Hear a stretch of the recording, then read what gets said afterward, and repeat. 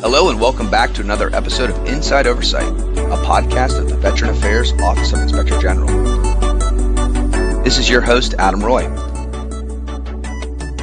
In this episode, I'm speaking with Sheena Mesa, a nurse consultant, and Shelby Assett, a health system specialist within the Office of Healthcare Inspections here at the VA OIG. We're going to discuss the report, Failure to Follow a Consult Process Resulting in Undocumented Patient Care at the Chillicothe VA Medical Center in Ohio. We published this report in May of 2022. Welcome, Sheena and Shelby. How are you guys doing today? I'm doing well, Adam. Thank you. Yes, thank you so much for having us here today. Oh, good.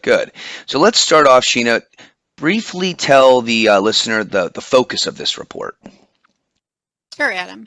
This report looks at several issues related to quality of care for a patient who reported to the Chillicothe VA Medical Center in Ohio in 2021 with back pain.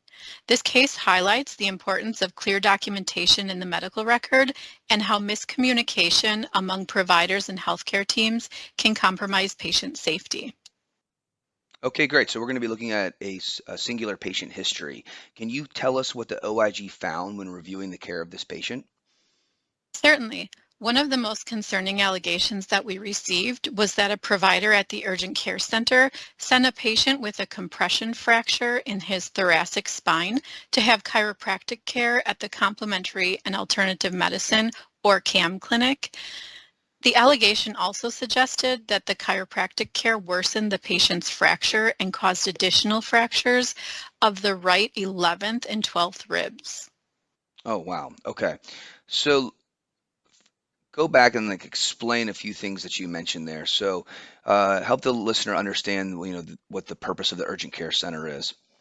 Sure. An urgent care center provides medical care for patients without scheduled appointments who need immediate attention for serious medical or mental health issues or minor injuries. And what is a CAM? Complementary and Alternative Medicine, or CAM, is a medical care that is not part of conventional medicine.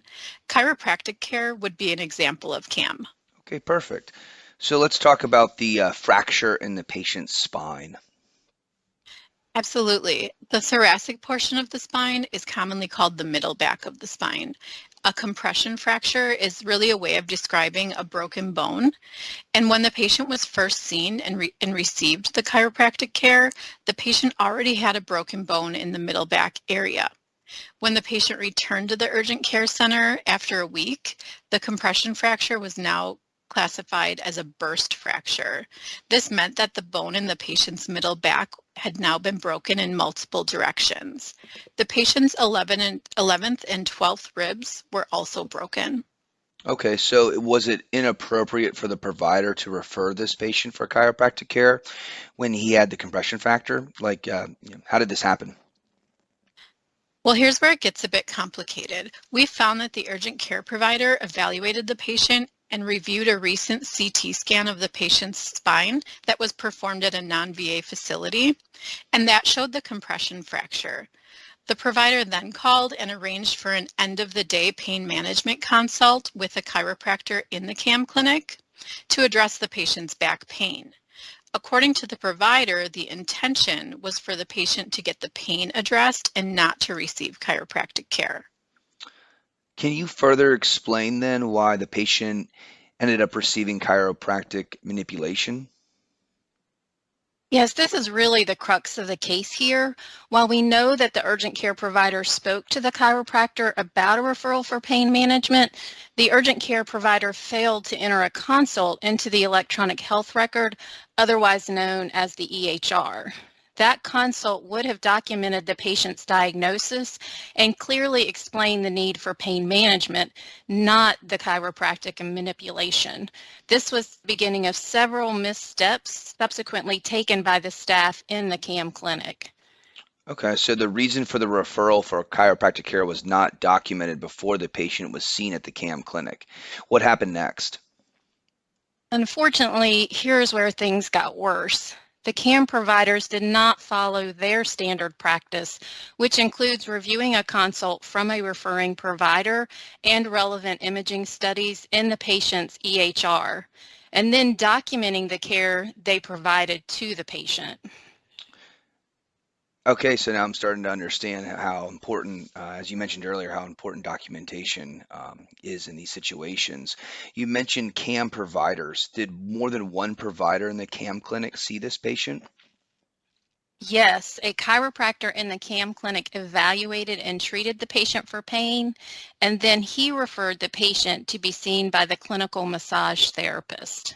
Okay, so to summarize, if I can here, the chiropractor and massage therapist both treated the patient without reviewing the consult because the urgent care provider had not entered the consult into the system as required by VHA policy.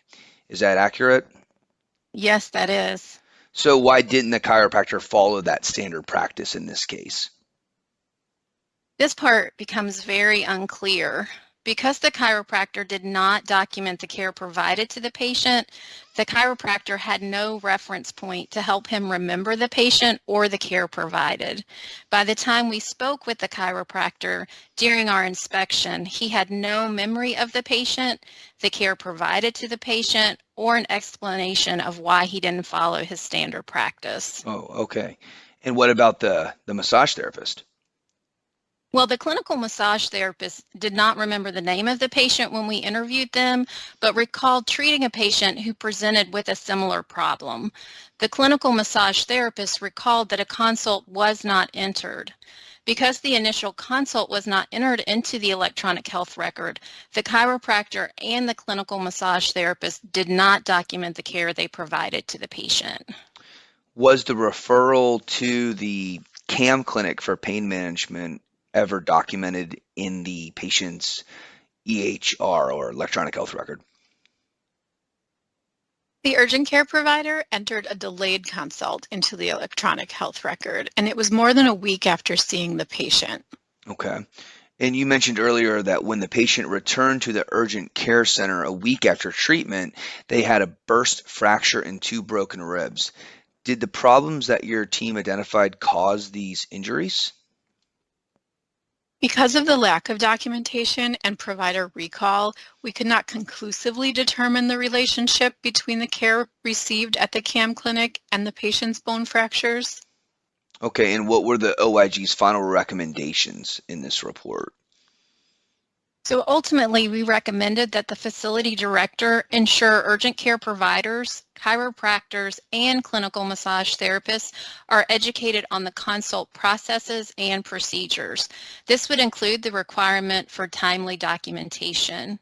We also recommended that the facility director conduct an internal review of the CAM program processes related to patient care, including receiving and reviewing consults, scheduling appointments, checking in patients for care, and documentation. That's a good summary. Thank you. And I think it's important to state here that your work isn't finished, as I know your team will follow up on these recommendations and work with VA to make those changes that will hopefully improve veteran care and the processes associated with it. Sheena and Shelby, thank you so much for your time today. Listeners, if you're interested in learning more about this report or any other work by the VA OIG, I encourage you to visit our website. That's www.va.gov/OIG. There you will find summaries on all our reports, as well as other information and resources offered by the VA OIG. I'd like to share a relatively new feature to our website with you now. Check out the VA OIG's Fraud Toolkit and Crime Alerts. The VA OIG investigates a wide range of potential crimes, from financial crimes to threats against VA personnel and property, to actions associated with patient harm. The toolkit provides a list of key possible indicators specific to various types of fraud.